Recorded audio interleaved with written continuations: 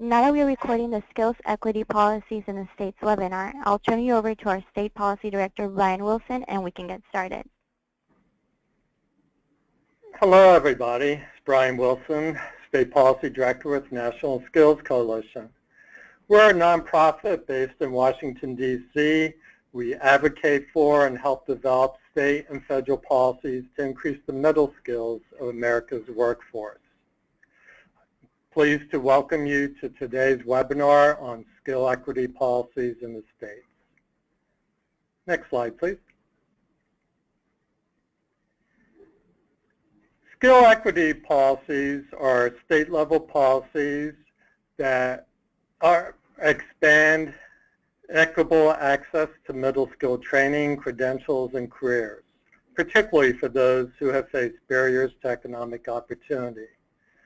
Today's presenters, in addition to myself, are James Andre, the Director of Adult Coaching and Transition Programming at Virginia Community College System, Brett Fisger, Associate Vice Chancellor, Institutional Collaboration, Ohio Department of Higher Education, and Stephanie Veck, Director of Colorado's Workforce Development Council.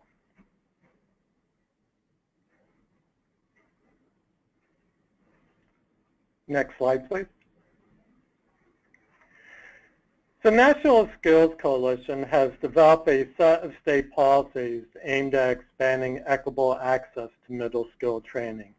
Each one of these individual policies we believe will be helpful for a state to adopt, but ideally the whole set we think would be ideal for a state to adopt and implement to increase the middle skills of particularly low-income individuals. Next slide. National Skills Coalition Skill Equity Agenda includes policies on integrated education and training, stackable credentials, alignment, job-driven financial aid, and SNAP employment training.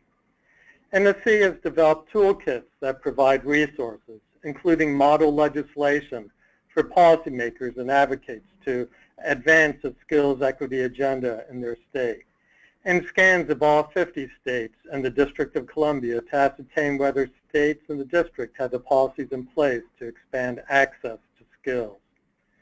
During today's webinar, we will be focusing on 3 of the policies: state support for integrated education and training, stackable credentials, and alignment. Next slide. Integrated education and training policies support the adoption of program models that allow people to develop or refresh basic skills such as math, reading, or spoken English, while simultaneously providing training for in-demand occupations or industry. Research shows that IET is typically a more effective approach than standalone adult education in raising educational attainment and employment outcomes for program participants. Our 50-state scan finds that 18 states have adopted state policies supporting integrated education and training, and of these, 12 states provide funding. Next slide. A stackable credential is an industry-recognized credential offered by a certificate or other non-degree program or a third-party certification or occupational license, which articulates toward a higher level certificate or associate's degree in the same occupational area. Since the shorter program articulates with the longer program, the education and training for the shorter program does not have to be repeated should the credential recipient continue on in the longer program.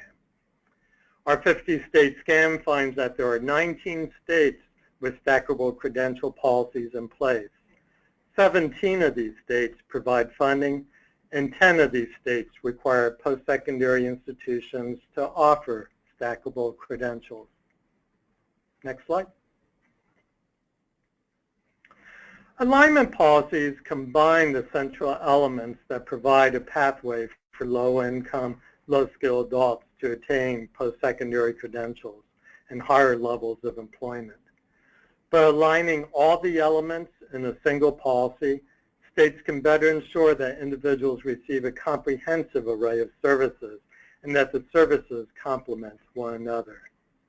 These elements are integrated education and training, career counseling, support services, high school equivalent credentials, industry-recognized and stackable post-secondary credentials, and industry engagement.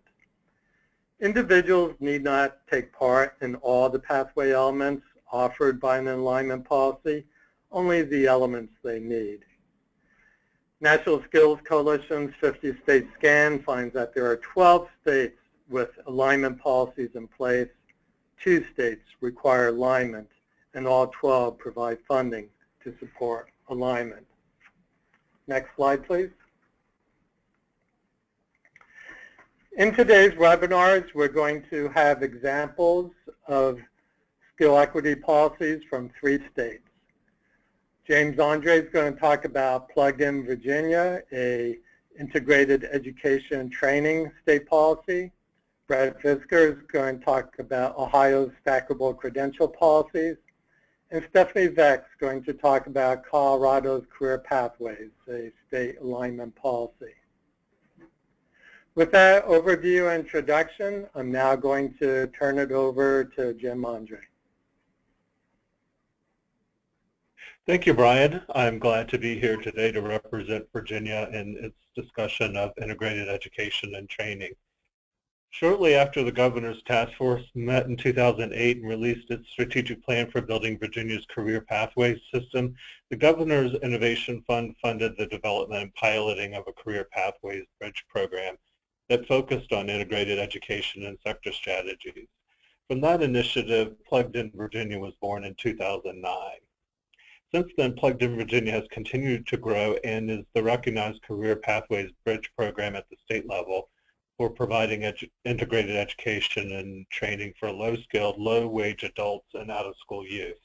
The program was developed through a partnership between the Virginia Adult Learning Resource Center at VCU, or Virginia Commonwealth University, and the Virginia Department of Education. Next slide, please.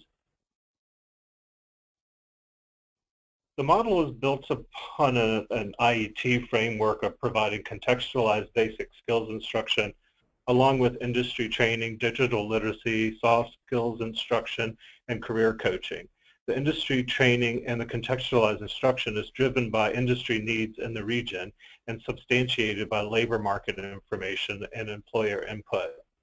Employers provide job information and experiential learning opportunities and hire graduates.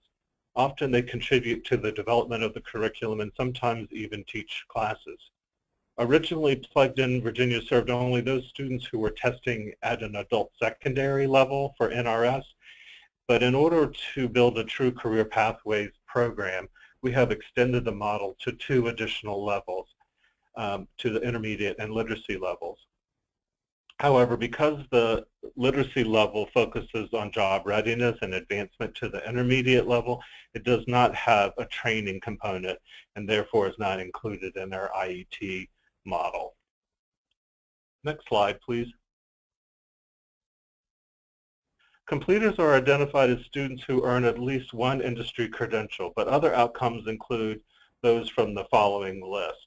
Industry credentials can include a non-credit or credit workforce certificate or credit career studies certificate. The program typically takes 6 months to complete, and cohorts have included certifications in IT, electrical helper, phlebotomy, industrial maintenance, CNC, manufacturing, HVAC, welding, and many others. Next slide, please. For Plugged-in to really work well, there are some key components that must be integrated, and we ensure that they are present before calling a program Plugged-in Virginia. The structure must provide concurrent, not sequential, accelerated, integrated education and training. It has to have employer participation for job activities and employment. The cohort model and the capstone project help students build professional soft skills and allows them to create another support system. Students understand how their training contributes to a larger career pathway and the course to continued training and employment. Through partnerships with workforce agencies and through available funding, students receive supportive services and career coaching in order to define their pathway, assist them with gaining and retaining employment, and removing barriers to their success. Next slide, please. This graphic demonstrates how the components occur concurrently in the delivery of integrated education and training and the student's outcome and continuation along a career pathway. In addition, it shows how career coaching, employability, and supportive services occur throughout the life of the program or cohort. Next slide. Since its inception, Plugged In Virginia has expanded across most workforce development partners, garnering funding and collaboration in its efforts to serve an array of adult and youth populations. This slide shows the number of programs that currently use Plugged In Virginia to deliver integrated education and training and career pathways. At the core of all of its programs, however, is a partnership with adult education and the community college system.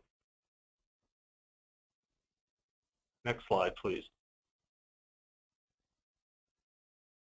On this last slide here is a list of just a few of the items that have advanced integrated education and training in Virginia, or a few of the policies that have advanced IET in Virginia, particularly those through the Plugged In Virginia model. First, legislation promoting IET has been met with substantial funding from the governor and the General Assembly. In 2013, the governor included a line item in his budget to provide funding to adult education programs running Plugged In Virginia cohorts. The funds are allocated by competition through the Virginia Department of Education.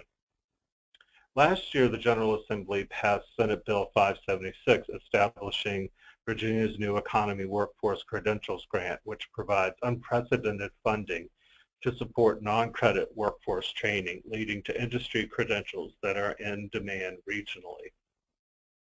Finally, the General Assembly also passed Senate Bill 245, calling for co-enrollment of adult education students in community college training programs. Although no funding is attached, it is a step towards state legislation requiring integrated education and training for adult education students. Once ability to benefit was restored to students without a high school credential but enrolled in qualifying career pathways programs, leaders from Virginia's community colleges and from the Virginia Department of Education issued a joint letter recognizing Plugged In Virginia as an eligible career pathway program for Title IV financial aid. That has really helped community colleges and adult ed programs who had probably some waiting period figuring out the eligibility and making those programs move forward with Title IV funding. So that has been extremely beneficial. In 2012, the Virginia Department of Education issued its 5-year strategic plan, which calls for all adult education programs funded under Title II of WIOA to implement at least one integrated education and training program. And similarly, the agency issued its first RFP for the 3-year competition for Title II funds since WIOA was enacted. It gives priority to eligible providers who operate IET programs and requires programs applying for integrated English literacy and civics education funding to provide integrated education and training. Furthermore, the RFP calls for a program that aligns with the agency's profile of a graduate program, calling for workforce readiness, and with the plans of the local workforce development boards who will review the application. That's it for me, Brian. Thank you for the opportunity. I look forward to the questions. Thank you, Jim. Appreciate it. Our next presenter is going to be Brett Bisger with the Ohio Department of Higher Education, who will be talking about the stackable credential policies in Ohio. Great. Thanks so much, Brian. Next slide, please. What I'm going to do is kind of talk about Ohio's journey. It's been a bit of an interesting process with stackable certificates, but going back into 2006, late 2006, it was December actually, there was legislation that passed that said it would be great to create stackable certificates, and it outlined two sorts. One is pre-college stackable certificate, which was focused on adult basic ed students and kind of signaling a greater level of readiness for post-secondary for some, and then stackable college certificates. What was done was trying to operationalize those through something we call the Ohio Skills Bank, which had a regional focus, had a very heavy data analysis trying to meet labor market needs, but the legislation called for four sorts of certificates: prep, entry-level, intermediate, and advanced. And so we had wonderful folks that got together and tried to meet the aspects of the stacks that were put out in the legislation. And by focusing on regional labor market needs, it was great in concept, but as it sort of got worked out, people at the institutions started creating stacks that they sort of felt like made sense from their perspective, and we had students graduating that had certificates that didn't have external labor market value.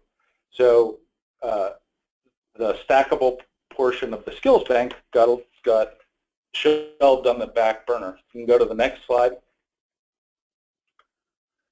One of the things that we also recognized out of this was Ohio exists as a patchwork of providers. The Ohio Department of Higher Ed is a coordinating agency, and so we have a robust delivery system of, we've got 14 universities that have 23 regional campuses. We have 23 community and technical colleges, and we have 55, excuse me, Ohio Technical Centers, which are accredited post-secondary education institutions that offer certificate programs. The challenge that ended up happening as we started to look through this was there were nuances of definitions of certificates among these providers. So what we did was work diligently to kind of come up with common definitions that could be applied across the system and trying to drive through similar processes. So what we developed were, in essence, two broad definitions. One, technical, and the short version of technical is, or description of technical, there it has demonstrable external labor market value. There are clear certifications tied to it, and that student has a portable credential that means something. General is a certificate that does not meet the technical designation. We also have another designation that we're in the process of implementing, which is called certificates of value, where we're pulling out a subset of certificates that have greater labor market value. But what we did, once we got the definitions, we worked with each of the individual sectors to create, to either designate or approve whether they were technical or general. And it was thousands of certificates and quite a time-consuming, staff-intensive process. But out of it, what we now have are a strong inventory of what exists for certificates. And one of the key pieces of this is we are a outcomes-based funding state. All of our sectors have an outcomes-based formula, and there have been a number of the certificates that are funded through the outcomes-based are, they have to be demonstrated as technical. There's some nuance within the funding formula, but it's driving toward that. The other part about this is that it leads to uniform data collection, understanding what is able to be gathered, and not just what programs are offered, but what are the outputs. Next slide, please. So now that we have all of the right sort of boxes in which certificates count, and that going back to the initial lessons learned with stackable certificates, what we've been now working on are implementing systems where we are functionally stacking the certificates instead of the institution kind of arbitrarily creating entry level, intermediate level, that it's now functioned along the lines of having career pathways and stacking on external labor market value. So I'm going to start down at the bottom. That we have pathways from non-credit, which what that really focused on is the OTCs have strong programs, but they don't offer credit. And what we were building are statewide articulation agreements, opportunities to move from having earned certification directly into a degree program. So there are the one-year option. If a student has a certification in an approved pathway, it helps them transfer, and they have earned a year of college credit, but it's in a block toward a technical degree. And then the Career Tech Assurance Guide, CTAGs, do a similar process, but move students not from a block of credit, but to articulate it to specific courses. The challenge with it is it has to be a statewide agreement, so it leads to sometimes the CTAG have fewer credits because it's a course-to-course articulation. But those vehicles move students from the non-credit side to the credit side of the house. The other piece that we're working with community colleges to focus on auto-awarding certificates within degrees. We have, and also packaging their programs in ways that enable students to earn certificates. The Institution A in Ohio, for example, or a lot of institutions have embedded certificates within their degrees. At Institution A, student completes the certificate program, but stops out because they're getting a job. They collect that as a completion because they know that the student earned the certificate. Institution B marks that student just as a stop out because they didn't earn the degree. So we're trying to work toward packaging it in a way and getting institutions so that they are offering it so students understand A, what the certificate's options are, and then B, they're auto-awarded within that. But again, putting the premium on external labor market value. And then we are also functionally working with our partners in K-12 to promote career pathways.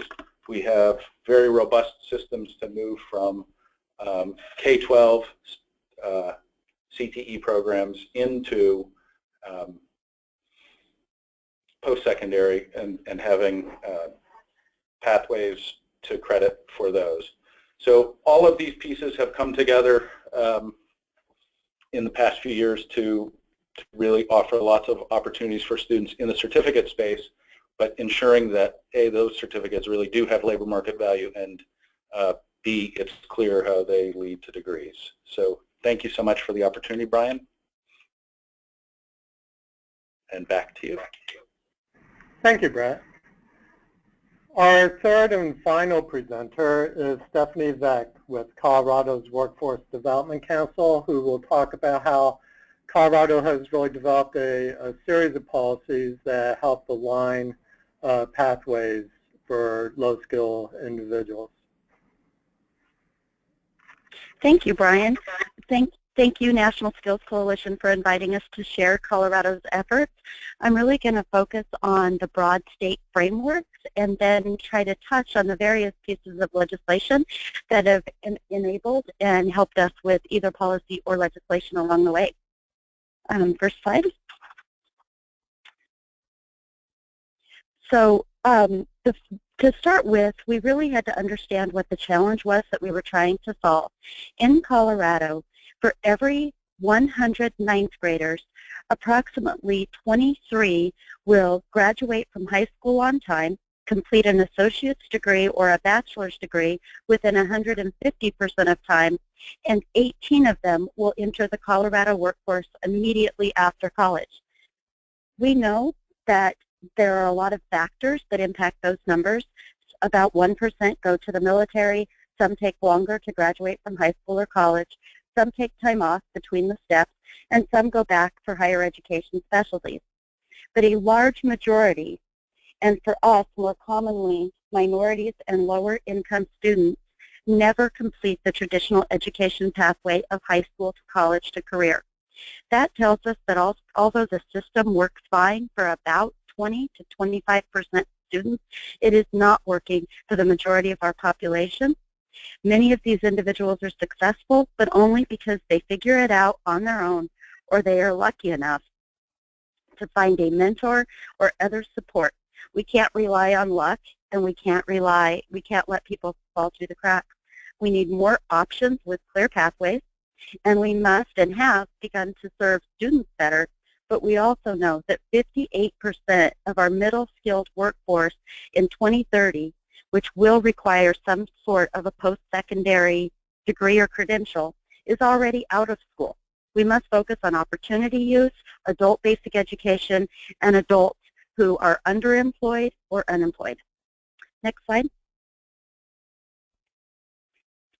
That leads to our vision. Our vision is that every Colorado business will have access to a skilled workforce and that every Coloradan will have access to meaningful employment. This vision is enabled by policies and legislation at the state level, at the federal level, through executive orders and leadership at the state and local level.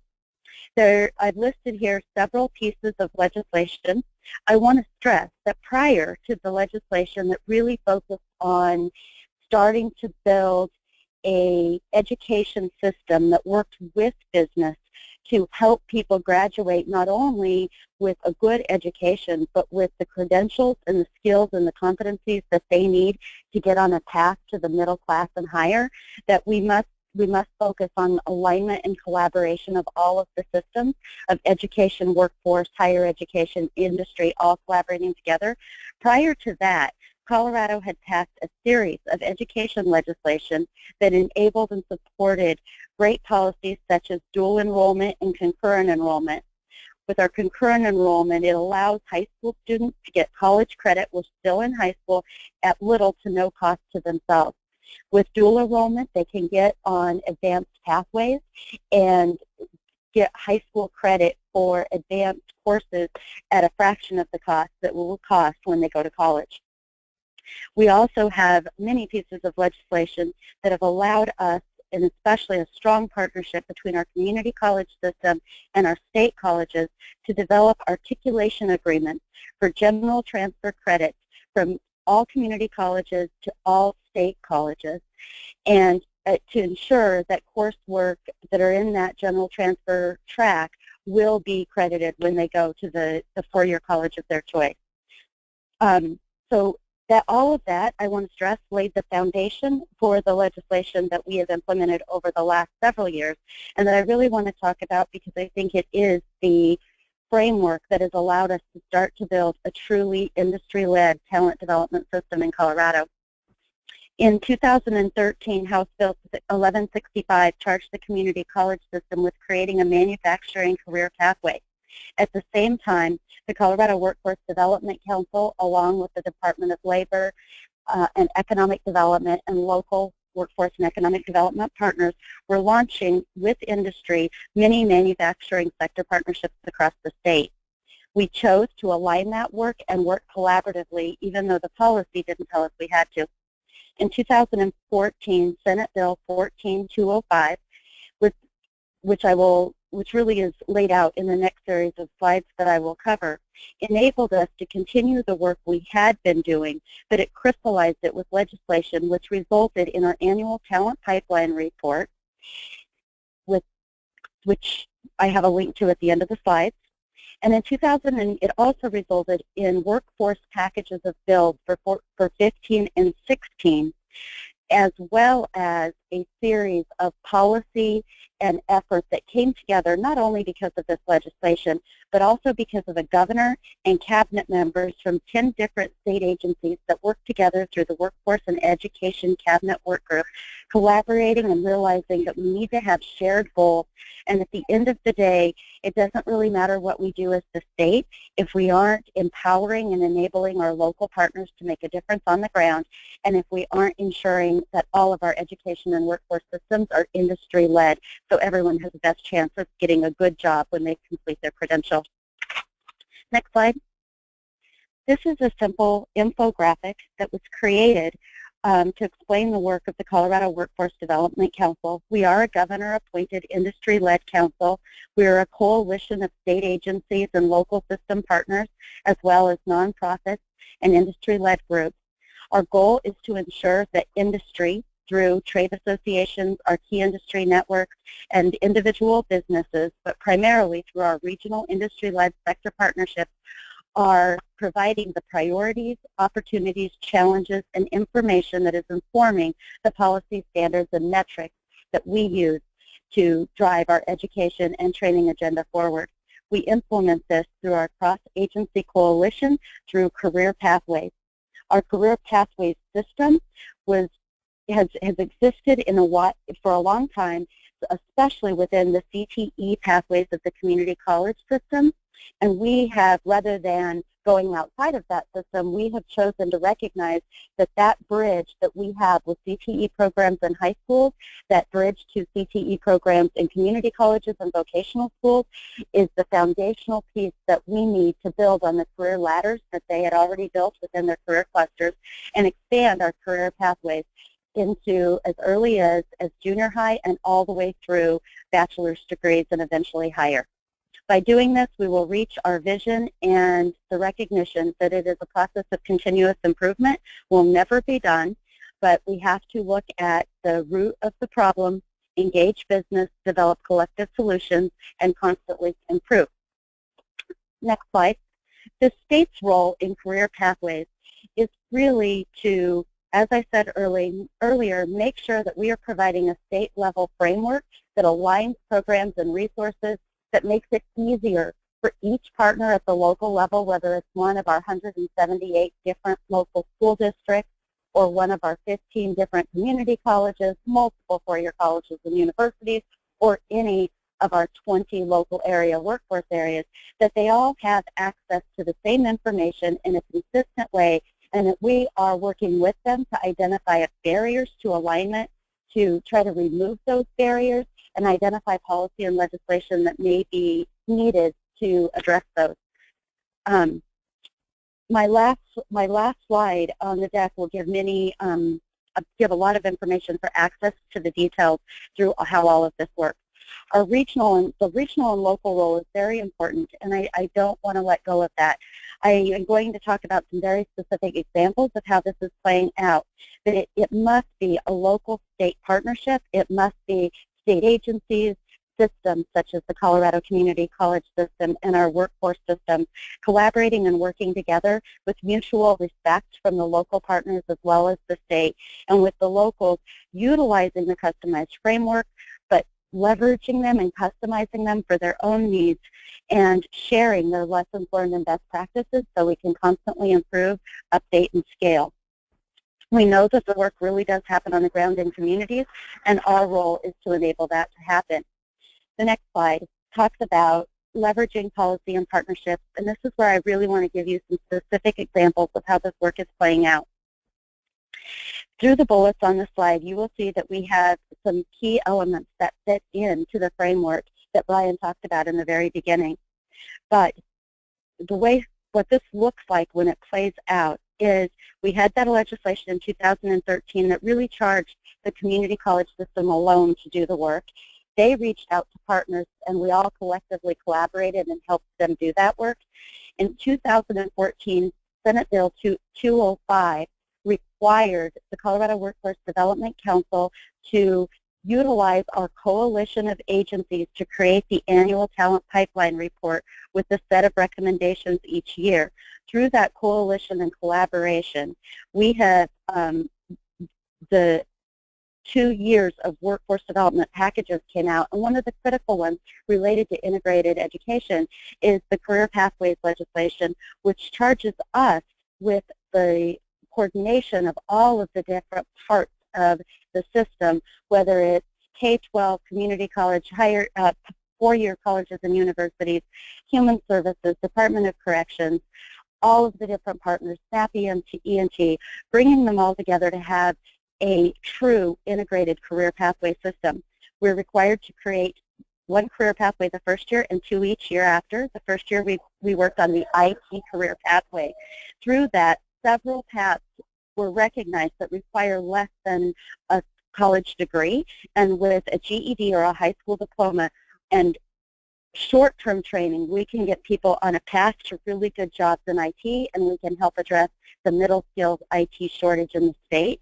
Those are being implemented this year through partnerships with various IT boot camps and organizations around the state, as well as our community college systems and our four-year universities. Additionally, one piece of legislation that passed was our post-secondary workforce ready legislation, which created a focus on using graduation guidelines and industry-recognized credentials in high school. Several school districts have aligned their CTE coursework with these credentials, which allows a student to graduate from high school with an industry-recognized credential, and many times by braiding in concurrent enrollment, they're well on their way to an associate's degree when they graduate from high school. Our next step is making sure that we're braiding this in with our apprenticeship programs for youth, opportunity youth, and adults, so that that stackable credential is also embedding a meaningful way for workforce-based learning, not just job shadowing, not just an internship, but meaningful side-by-side theory in the classroom with learning at work. And we have a person that was enabled by this legislation, our post-secondary workforce readiness coordinator, who is helping us facilitate a process to ensure that all of the work that is done to improve and create an integrated education system for kids is also working for adult basic ed, opportunity youth, and our dislocated workers. The next slide shows all of the partners that are included in creating the Colorado Work-Based Learning Framework. We really believe that education alone will never solve the middle skills gap, and it will never ensure that the majority of Coloradans are on a path to the middle class. We must embed work-based learning as early as high school and throughout a person's life. We've championed the hashtag K99 because we believe you never stop learning, and you've always got to have education to credentials that build upon each other. The next slide will also talk about some of the ways we have put the policy into action. I really want to stress that we must help our schools offer industry-recognized credentials that are based on competencies, but we also must work with our employers to make sure that they understand what it means to do competency-based hiring and not just default to degrees. And we also need to help individuals know how to market themselves in a competency-based economy. We have entered into a partnership with the Markle Foundation to create the Skillful initiative and platform to ensure that competencies are what align our education training workforce with industry's needs for the competencies to get good jobs. So to close, I would like to demonstrate a few more examples, a tangible thing. We can have all the legislation in the world, but if it isn't implemented with meaningful policies and you don't make it as good as it's only as good as what you want to do with it. And so I want to give an example. For Colorado, we had our sector framework. We have industry-led sector partnerships in every region of the state of Colorado. We have alignment with our coalition of industry intermediaries, which are our state agency or our state trade associations. We're all working together to create an industry-led system.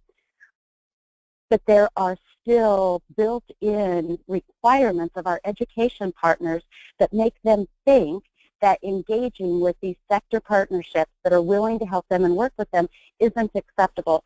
An example of that is we heard from many CTE programs around the state that even if they had a strong sector partnership in their region, they still were required by law and policy to have their own advisory board for every program in their school. And so we worked with the Career and Technical Education office at the State Community College System, and when Dr. Sarah Heath announced that the system policy would allow for CTE programs to utilize sector partnerships as their industry advisory board, it led to meaningful streamlining of business engagement and alignment of programs. Now, every CTE program does not have to manage its own advisory board. Some sector partnerships are serving as advisors for multiple programs, providing for alignment of programs.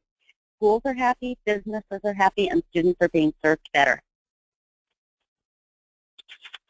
And with that, my last slide gives a wealth of websites and information, both our council's website. You can also Google the Talent Pipeline Report, our Sector Summit website, and the Next Gen Sector Partnership national website provides a wealth of information for how to create sector partnerships and a step-by-step guide for launching career pathways. We're on our 3.0 version of our career pathways step-by-step guide, and all of it is out there on the website for anyone to use. We believe very strongly in R&D, and by that we don't mean research and development, we mean rip off and duplicate. Thank you. Thank you, Stephanie. It's a very impressive set of policies that Colorado has adopted and is implementing. Thank you. To now have time for audience participants to ask panelists for questions. And for that, I'm going to turn it over to Brooke Dorenzis, National Skills Coalition's State Network Director, who will moderate the questions. Hi, Brian. While we're waiting for questions to come in, do you have a question that you would like to ask panelists?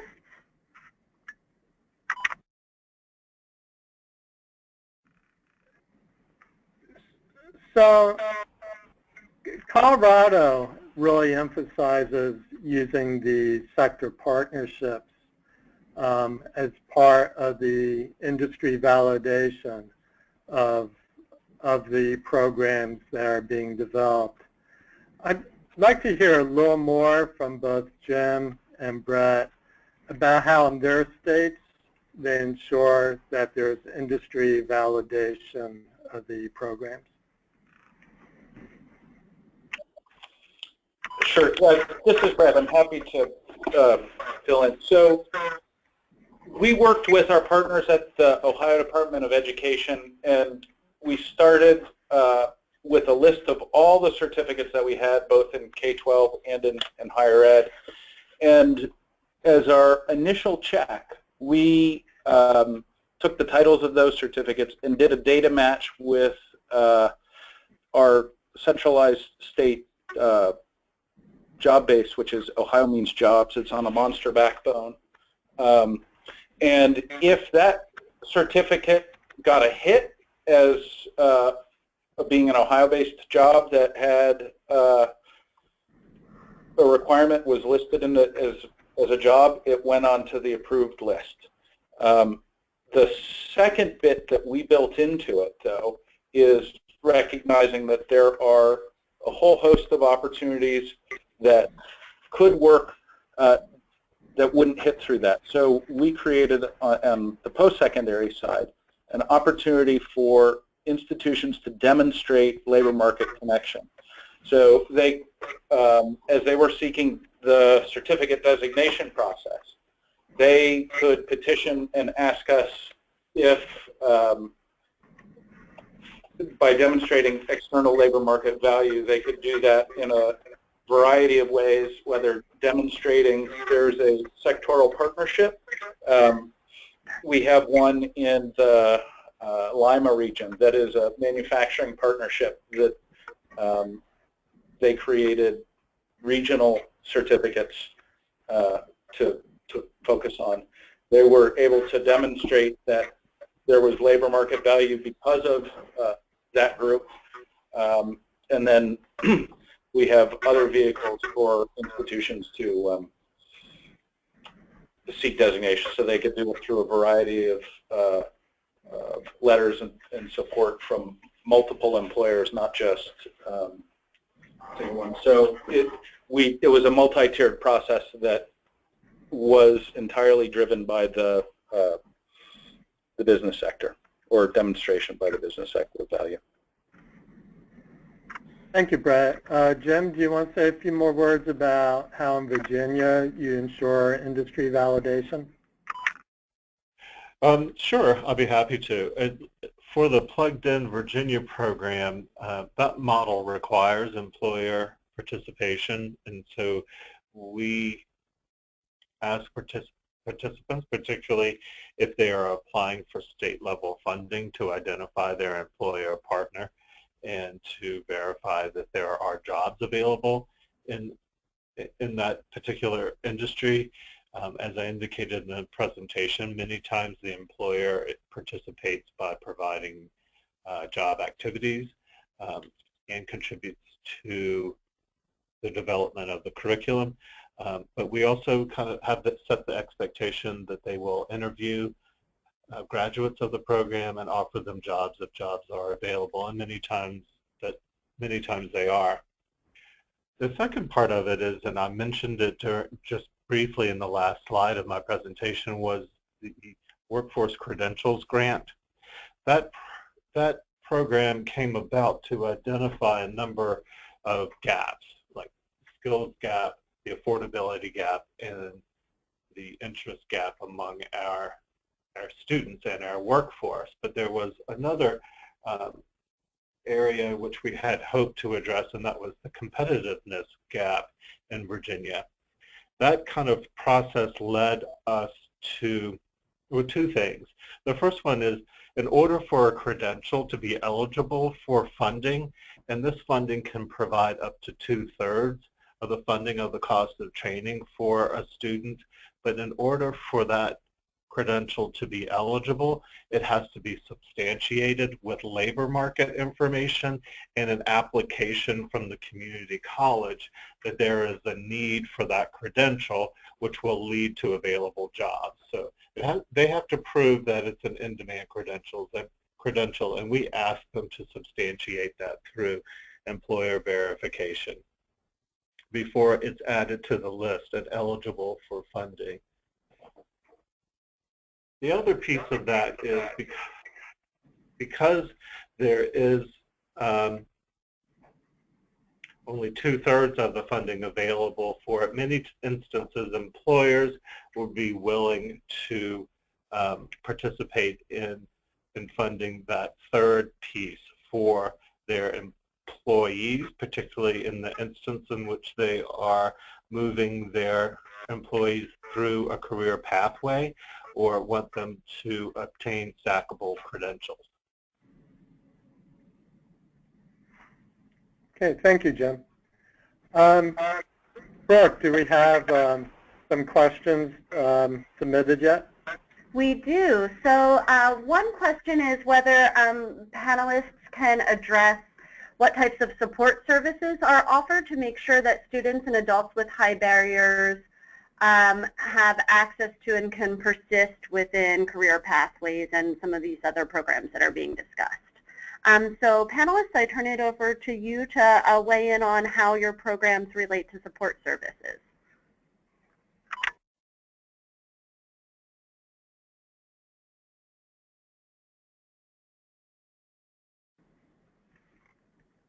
Ryan, I don't mind starting. Go right ahead, please. In Plankton, Virginia, supportive services often means those barriers like transportation and childcare that most of us are familiar with. It can also mean those supportive services that a career coach would provide, those services like career assessment, interest inventories, and making sure that students understand a career pathway and what soft skills and employability skills are. The first of those kinds of barriers that are contingent upon funding are often funded by whoever our partner is. They are usually the trickiest piece of it, but we have been able to partner with the local one-stops in carrying out this program to determine eligibility. We have partnered with Department of Social Services for SNAP and TANF recipients, Department of Aging for Aging and Rehabilitative Services, and most recently, in the Richmond area or the capital area for Virginia, we have obtained private funding, which will allow us to provide those services. So the tricky piece to putting together a successful integrated education and training program or career pathways program is looking at who are all of your partners that can contribute to the success of that program. And oftentimes you're not braiding just one or two sources of funding, but 1, 2, 3, 4 sources of funding to make it happen, and bringing all of those agencies locally together to make it happen for the students in that area. Hi, this is Stephanie from Colorado. One of the things that we've recognized that is a huge challenge, and that there are a lot of services already available without getting additional funding, but the process of finding them and connecting them to the right person is ridiculously hard, especially for anyone, but especially a person who's dealing with challenges in their life. We, last year, as part of our implementation of our WIOA state plan, we created a job seeker services lean initiative. So we brought together all of the different agencies, the workforce, human services, adult basic education, veteran services, and several others, brought experts from the local level and the state level into a room and locked them in a room for a week and designed an integrated model for a true one-stop process so that any person that comes into a workforce center or a human services office or an adult basic ed office, it doesn't matter where they enter the system, they have access to the network, and the network is working to streamline the work that they have to go through to qualify for those services and to help them understand everything that they might need, because a workforce center can't just look at getting somebody a job, they have to make sure that they can keep that job. The school can't just educate, they have to make sure that they have the ability to get placed in a job and to get there with transportation and child care and all of those different issues. The biggest challenge for Colorado, honestly, is affordable child care and affordable housing, and we are pulling together coalitions of teams, both industry and government and nonprofits, to try to figure out how to deal with our affordable housing and child care challenges, because they've become extremely expensive. But in general, most of the wraparound services are not, we don't have any additional money, but we are using the resources that we have better through our Job Seeker Services Lean initiative. And then also we have done local state training where we partnered with our local partners and went throughout the state. In every region of the state, we conducted 18 trainings that were trained by both the local folks and the state folks. And they focused on teaching each of the different programs the services that the other programs teach. So we have cross-trained 1,000 people in the state of Colorado who deal specifically with opportunity youth, adult, and adult basic ed populations. And this is Brett. In Ohio, there are two things that we've really focused on. One is under WIOA, we have a combined state plan within that, adult basic ed, WIOA, Perkins, Ohioans with disabilities, Department of Aging, and in Perkins it's secondary and post-secondary, and working to create alignments on a regional basis. So institutions are all mandated partners trying to look and braid funding as similar to what my colleagues in Virginia and Colorado have said. Secondarily, as we are, I alluded to being outcomes-based funding state, one of the things that we've done is partner to provide technical assistance around student success. So our State Community College Association has done a wonderful job of working with the community colleges through their Student Success Leadership Institute, and have provided leadership on focusing on all of the factors of student success and providing supports. So that's been one vehicle, and then we've also worked with many of the OTCs through Perkins training to focus on student supports. One of our challenges in Ohio is we pray at the altar of local control, and I could go around the state and find people who are doing nationally exemplary practices in just about any domain you could find, especially in supportive services, and then could also find a significant number of people who are not quite there. So we have a constant effort to really try to work with the folks who are doing outstanding jobs to help educate and provide professional development to people who are lagging.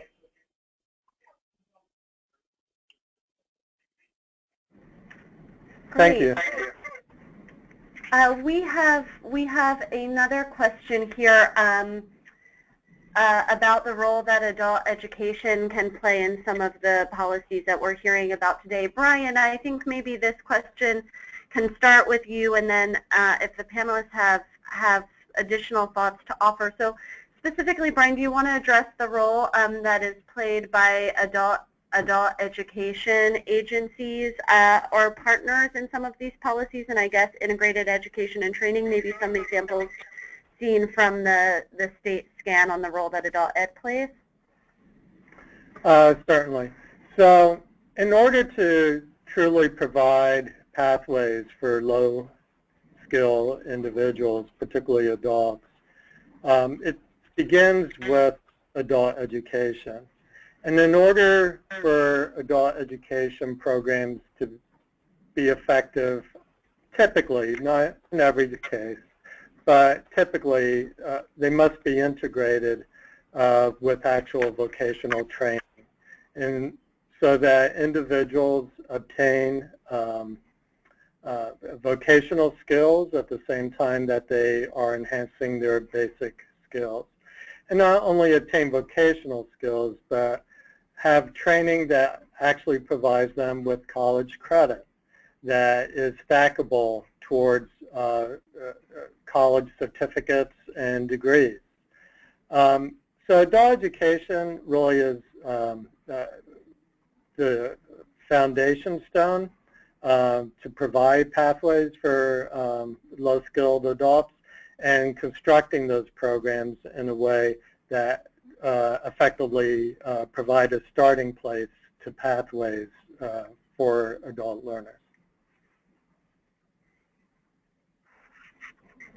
Great. Do any of the panelists want to add on how they're working with adult education partners?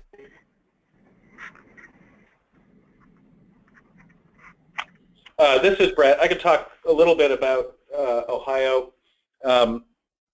The adult basic ed is housed in our agency, but as it plays out, we've got providers that are at the OTCs as well as at the community colleges, and many of them have worked at a programmatic level to create integration to do that. And so it works on in a number of instances at the local level, and cross-referring and building that, and we've strived to promote those models. There was also a program that was passed that's we have some partnership with at the Ohio Department of Education called the Adult Diploma Project, which is run through OTCs and some community colleges, and provides a pathway to a high school diploma for adults. I think they have to be over 25, completing certificate programs, and then passing or getting a predetermined score on work keys. So it's putting a premium on the workplace certification and enabling students to obtain skills and get a state-awarded high school diploma at the same time. So that's Ohio. Thanks. Leading into that, since we heard a little bit about the work Ohio is doing with partners, there's a question specifically for Virginia and Colorado about how both of your states coordinate state-level, both industry relationships and institutional partnerships at the state level in order to provide guidance for local programs that are working on these issues. I don't know if either our Virginia partners or Colorado partners want to talk about how kind of the state policy sets guidance for local partners in the programs that you've discussed. Sure, I can. This is Stephanie from Colorado. It's, I'm right there with Ohio. It's a local control state, and so, of course, everything that we do has to be a way of making it better, more effective, and more efficient for our local partners, and always keeping a focus on what's best for the student, the job seeker, or the business with that customer service focus. And so from that lens, we have, through our board, which is a business-led board that oversees the workforce and is charged with the coordination of all the different agencies, we are convening the executive directors of all of the different agencies on a regular basis. In addition to that, when Governor Hickenlooper set out his Vision 2018 for a healthy Colorado, one core pillar of that was to have world-class education and training programs with a focus on ensuring that every Coloradan had access to the middle class. And as a part of that, we pulled together the executive directors of 10 different state agencies, including education, higher education, labor, and economic development, as well as all of the support service organizations. They set common, for that goal, that focus, they set wildly important goals. We have 4 wildly important goals. We have lead and lag measures, and every agency in the state, in the policies that they put out to their local partners, and in the goals that they set for their own agency, for the grants that they give out to local partners, for the way they implement federal or state money to the local partners, tie that back to those 4 wildly important goals, as well as the lead and lag measures. And by doing that, we're helping to align to make sure that everybody is implementing common policies. We also have been working for several years on a 2-gen strategy, where we are focusing not only on the child but also the parent, not only on the parent but also the child. There are a lot of states that have done great work in 2-gen, and we just launched our case study on the work that Colorado is doing and our plan for implementing a more robust 2-gen strategy. But the key to that as well is that all 10 of those state agencies bought in. They contributed funding to ensure that we can keep moving that work forward, and that we are committed to helping to make sure that we are looking at the whole family, and that we aren't just putting a Band-Aid over an issue, but we're actually helping get people on a sustainable path for life. So that's the primary way that we do it. It is still very, very local controlled, but we've learned that by always working with our local partners, getting their feedback, getting their buy-in, and having them be a part of the process, it's not top-down. It doesn't feel as heavy. We still, of course, have things that we have to do that probably feel that way to our local partners, but every opportunity that we have, we engage our local partners, and then we institute it through our Workforce and Education Cabinet, through the Colorado Workforce Development Council, and now through our Governor's Business Experiential Learning Commission. Hi, this is Jim from Virginia. I'd just like to add to that we have kind of similar experiences to what Colorado just described, but when we go to the table for creating an integrated education and training program, because we've had Plugged In Virginia and we've had this strategic plan in place for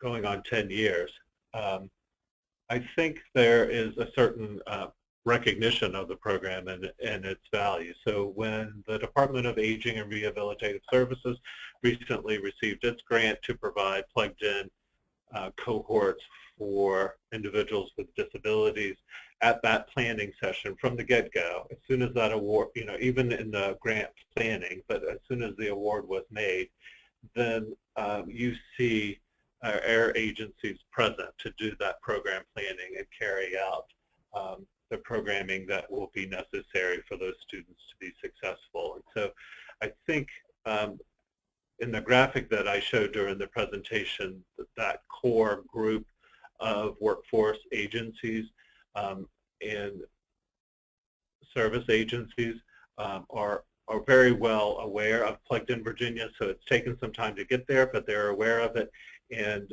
are eager to lend their resources and thoughts to the cause when there's a new project.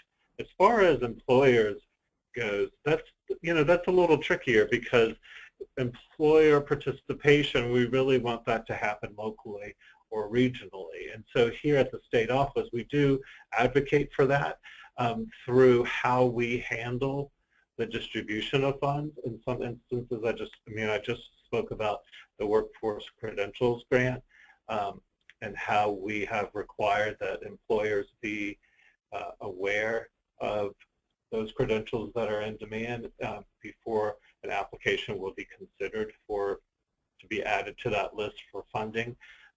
Also, our team that administers the WIOA is part of our community college system here, and so we work very closely in making sure that the word gets out to the one-stops and how through business services they can support our integrated education and training initiatives, how we can build programs that meet the requirements of WIOA for adults dislocated work, adults and youth. And so we have a great collaboration that's within house here at the community college system. Thank you. And this is Stephanie from Colorado again. I always assume that people can read my mind. When I talked about our council being business-led, we truly are business-led. We're also, those businesses come from every geographic area of the state and represent all of the key industries in the state.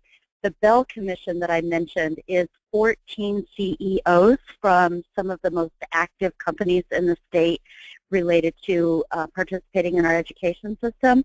And then our primary way, as I will always say, are our regional sector partnerships, but at the state level, we do have a coalition of trade associations in, I believe we have 12 different industries now, where they get together, we convene them, they get together, they talk about their common challenges, they inform things, and when we have to do a project, for example, validating an industry-recognized credential, we utilize that group of statewide industry intermediaries to help us vet those and to get the biggest impact to all of their businesses.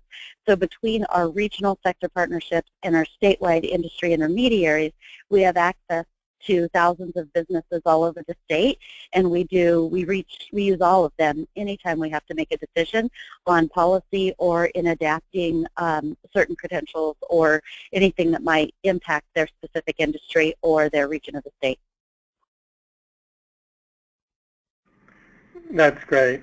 I'm afraid, though, that our time is up for today's webinar, and we're going to need to draw this to a close.